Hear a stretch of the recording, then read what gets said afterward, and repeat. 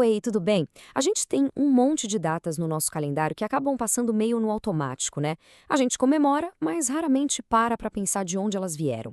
Bom, hoje a gente vai fazer justamente isso. Vamos desvendar a história por trás de uma data que todo mundo conhece, o 19 de abril. Então, vamos lá. A pergunta de US$ 1 milhão é: por que essa data? Por que justo o dia 19 de abril? O que é que aconteceu de tão especial nesse dia para ele virar um marco para os povos indígenas não só no Brasil, mas em todo o continente? E aqui a história já começa a ficar interessante. Porque, olha só, a origem dessa data não é daqui do Brasil, como muita gente imagina. Para entender de verdade, a gente precisa voltar no tempo e, mais ainda, olhar para fora do país. Tudo começou num encontro que foi um divisor de águas. O ano era 1940. Imagina o cenário. O mundo estava um caos, a Europa em plena Segunda Guerra Mundial. Mas aqui, nas Américas, um outro tipo de movimento estava acontecendo. Um movimento que queria, na verdade, olhar para dentro, para as raízes do nosso continente. E foi aí que aconteceu esse evento, o primeiro Congresso Indigenista Interamericano. Esse nome pode parecer formal, mas o que ele representa é um momento histórico, um verdadeiro ponto de virada, onde o futuro e o presente dos povos originários foram colocados em pauta. Vamos dar uma olhada nos detalhes. O congresso aconteceu no México e, poxa, foi um marco. Conseguiu reunir representantes de várias nações indígenas, gente do Chile, do próprio México, entre outros. A pauta era urgente, sabe? Discutir políticas, a situação geral depois de séculos de colonização. E foi no meio de tudo isso que tomaram uma decisão fundamental. Era preciso criar um dia para celebrar e para lembrar.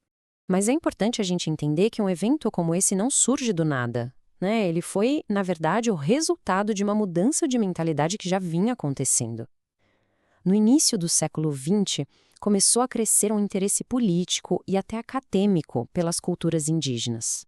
E essa mudança de pensamento foi muito impulsionada por áreas de estudo como a etnologia. A ciência passou a olhar com mais atenção, a se dedicar a entender os costumes, a história, a importância dos povos indígenas. E, claro, esse conhecimento todo começou a influenciar a criação de políticas para proteger essas culturas. Tá, beleza. Então a ideia nasceu lá no México em 1940. A pergunta agora é: como é que essa proposta viajou, atravessou o continente e veio parar aqui no Brasil como uma data oficial? Vamos entender como essa ponte foi construída. Essa linha do tempo deixa tudo bem claro. Em 1940, a proposta foi feita lá no Congresso. E não demorou muito, não. Apenas 3 anos depois, em 1943, o Brasil foi lá e oficializou a data. Transformou uma recomendação internacional em lei aqui dentro.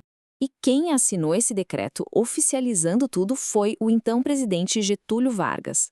O interessante é que isso aconteceu durante o Estado Novo, que foi um período bem autoritário da nossa história, o que torna essa adoção da data um fato histórico bem peculiar, né? E tá aí, preto no branco, o texto do decreto que selou a questão. É super direto. Artigo 1º. É considerada, Dia do Índio, a data de 19 de abril.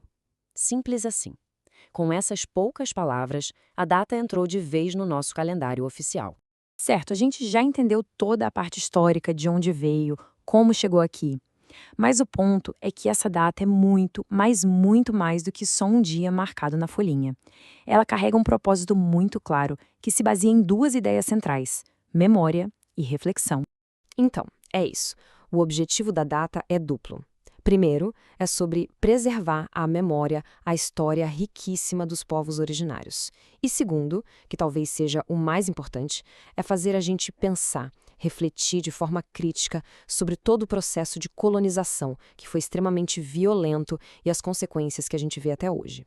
E é exatamente por isso que essa data é tão importante no ambiente de educação. A ideia é que escolas, faculdades usem o 19 de abril não só para fazer uma festa, mas como uma oportunidade real para aprender, para debater, para questionar a história que muitas vezes foi contada de um jeito só. E para a gente ter uma visão mais ampla, vale a pena saber que o 19 de abril é uma data das Américas. Mas, globalmente, existe outra data. Em 1995, a ONU estabeleceu o dia 9 de agosto como Dia Internacional dos Povos Indígenas. São dias diferentes, mas que, no fundo, defendem a mesma causa, a de reconhecimento e de valorização. E a gente termina com uma provocação para pensar. A história do 19 de abril é super rica, complexa, viajou do México até chegar aqui.